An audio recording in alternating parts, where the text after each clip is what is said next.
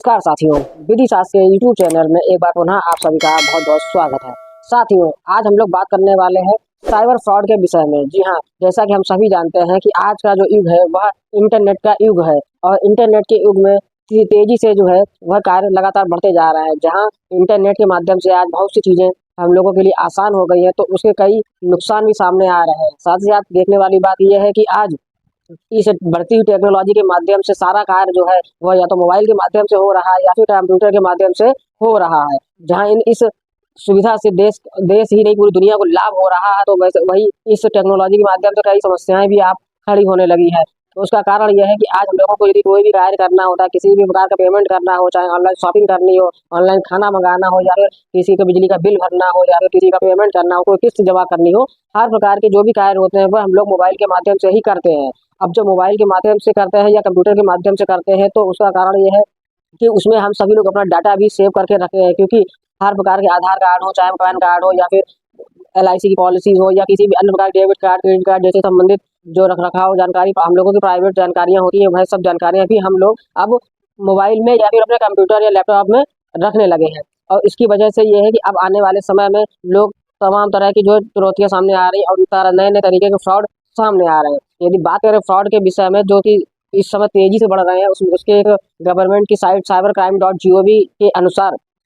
प्रति वर्ष लगभग लगभग 20 लाख शिकायतें दर्ज की जा रही हैं। तो वहीं बात करें यदि एफआईआर की, तो पिछले 1 से 1.5 वर्ष के भीतर लगभग लगभग देश भर में लगभग 40,000 से ज़्यादा एफआईआर दर्ज की जा चुकी हैं। तो वहीं अब साइबर फ्रॉड करने वाले जो व्यक्ति हैं वह लगातार नए नए तरीके से फ्रॉड करने के तरीके ईजाद कर रहे हैं। तो आज हम लोग बात करेंगे इन्हीं नए तरीकों की वजह से कि किस प्रकार से साइबर जो अपराधी है वो लगा नए नए तरीके से अपराध कर रहे हैं। तो यदि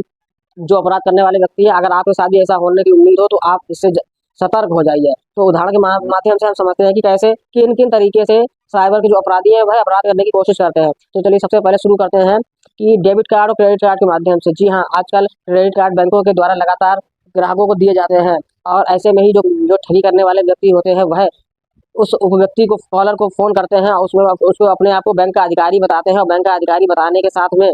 वह उस व्यक्ति से कहते हैं कि वह अपने क्रेडिट कार्ड के जो पॉइंट्स हैं उनको रिडीम कर लें। तो जब ऐसी बात कहते हैं तो रिडीम करने के नाम पर वह एक लिंक भेजते हैं। जो फ्रॉड करने वाले व्यक्ति होते हैं वह एक लिंक भेजते हैं, और लिंक भेजने पे उस व्यक्ति से कहते हैं उसको उसमें फॉर्म भरने के लिए। और जैसे ही वो व्यक्ति उस लिंक पर जाकर के उसको फॉर्म को भरता है और सारी जानकारियां भरता है, वैसे ही वह व्यक्ति जो है, जो सामने ठग होता है, वह उस कार्ड को हैक कर लेते हैं, और हैक करने के पश्चात ही उससे ठगी कर लेते हैं। ऐसे कई मामले आए हैं जिस पर कि रिडीम करने के नाम पर ऑफर दिए, आपको जानकारी दी जाती है और उससे ठगी कर ली गई।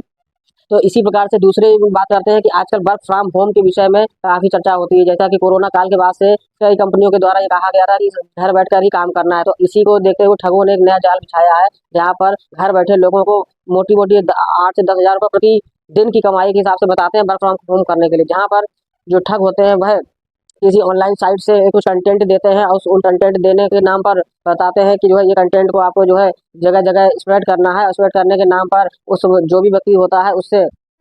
उसमें फार्म भरवा लेते हैं, और फार्म भरवाने के नाम पर कुछ पैसे भरोसा जीतने के लिए उसमें वॉलेट में डाल देते हैं, और वॉलेट में डालने के पश्चात से ही कुछ पैसे फिर मंगवाते हैं। और ऐसा करते हुए एक महिला जो कि फरीदाबाद की थी, जिनको इसी प्रकार का झांसा दिया गया और उनसे वर्क फ्रॉम होम के नाम पर काम करवाने के लिए उनको लिंक दिया गया, और उनसे फार्म भरवा करके उनके साथ में 20,000 रुपये से ज़्यादा की ठगी कर ली गई। इसी प्रकार से बात करें यदि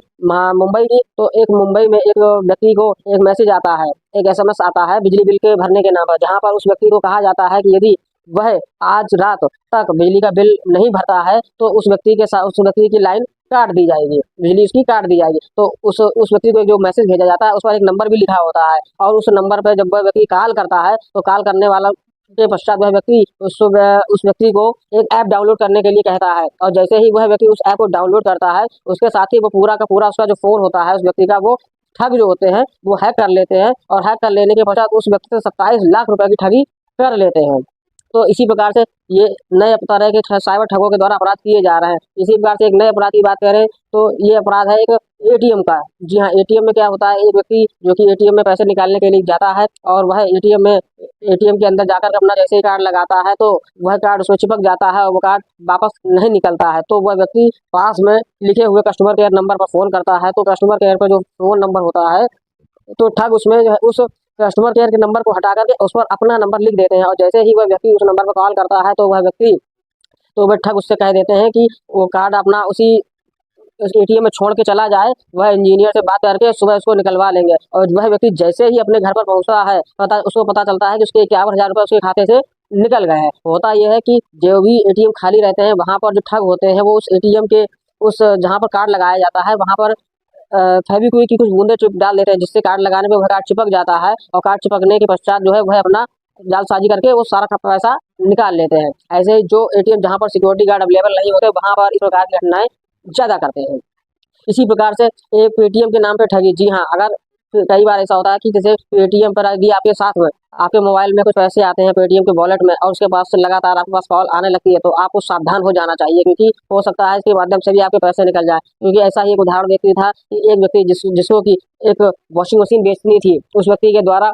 OLX पर वॉशिंग मशीन का ऐड दिया जाता है और ऐड देने वाला जो व्यक्ति होता है, जो बेचने वाला व्यक्ति होता है, उसको एक सेलर के एक जो खरीदार होता है उसके द्वारा फोन आता है और फोन करने के बाद उस व्यक्ति के साथ डील हो जाती है और डील करने वाला जो व्यक्ति खरीदने वाला होता है वह एक विक्रेता के मोबाइल पर पहले पेटीएम के माध्यम से कुछ रुपए डालता है और उसके बाद वो चेक करने के लिए भरोसा जीतने के लिए कुछ पैसे डालता है। जैसे उसके पैसे आते हैं उसके पश्चात जो विक्रेता होता है उसके साथ में आपस में लेन देन शुरू होता है। तो लेन देन शुरू होते ही वह व्यक्ति इस प्रकार से उसको हैक कर लेता है और उसके 28,000 से ज़्यादा के जो पैसे हैं वह उसमें से ठग लिए जाते हैं। तो इस प्रकार से